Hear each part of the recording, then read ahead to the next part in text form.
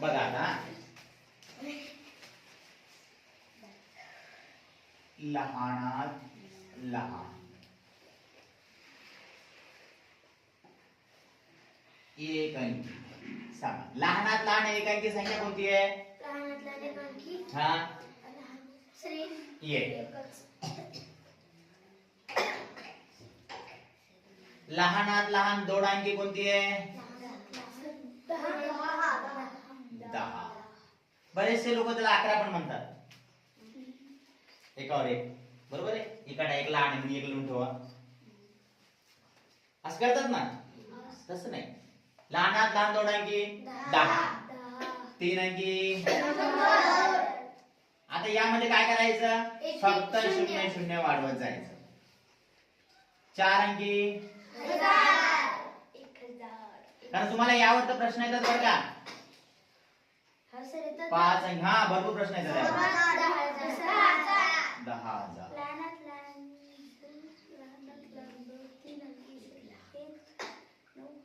10,000. 6 अंकी 1,00,000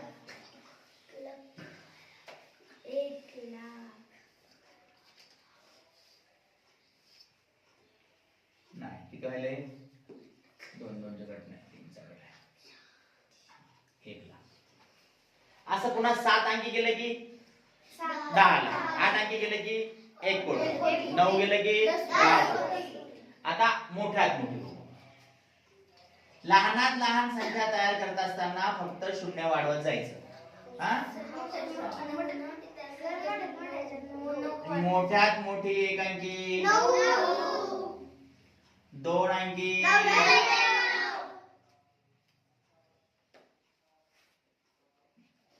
डोक्यावर आड्या नाही पडायच्या. इकडे लक्ष द्यायचं.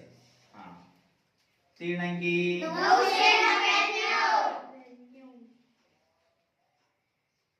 4 अंकी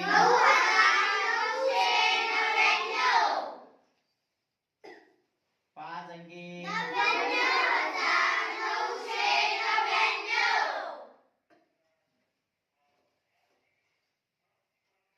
आणि 6 अंकी 9,99,999. ही मोठ्यात मोठी. ही लहानात लहान. एकूण संख्यापैकी सांगतोय आपण.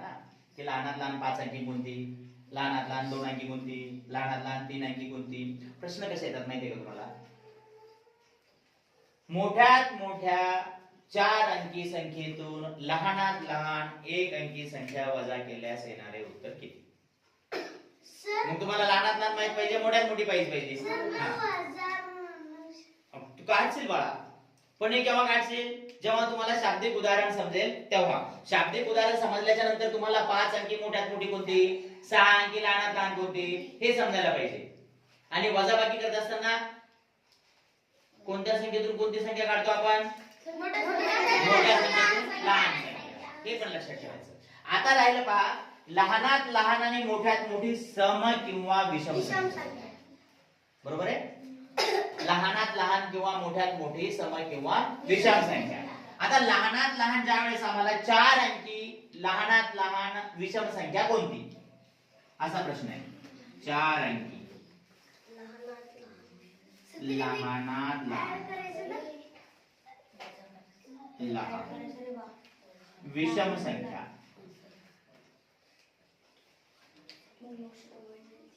कोणती असा प्रश्न दिला आपल्याला. आता इथं काय करायचं एक लक्षात ठेवायचं. लहानात लहान 4 अंकी कोणती आहे? पटकन 1,000. बरोबर आहे. हो हो. आता काय करायचं? विषम संख्या शोधण्यासाठीच आपण तिकडे जातोय. 4 अंकी लहानात लहान विषम संख्या. आता 4 अंकी लहानात लहान कोणती आहे? 1,000 आहे. बरोबर आहे. आता या 1,000तून 1 जरी वजा केला तर 3 अंकी संख्या होईल.